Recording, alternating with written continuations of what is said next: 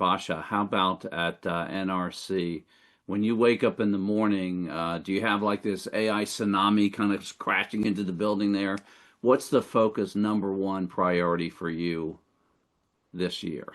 So interestingly enough, and because I'm both, data and AI, sometimes those are split. At Absolutely, this which agency, it's is together, extremely right? powerful.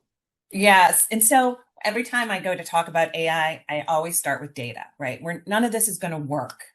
None of these AI tools are going to give us the results we need. We're not going to be able to trust it unless we can trust the data.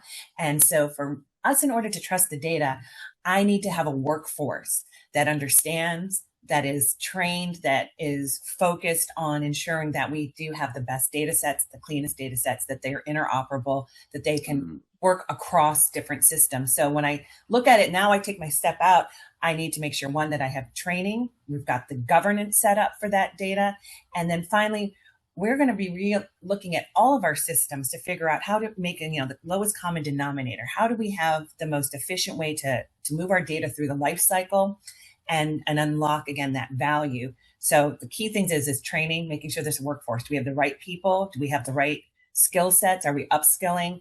And we're continuing to keep a focus on data.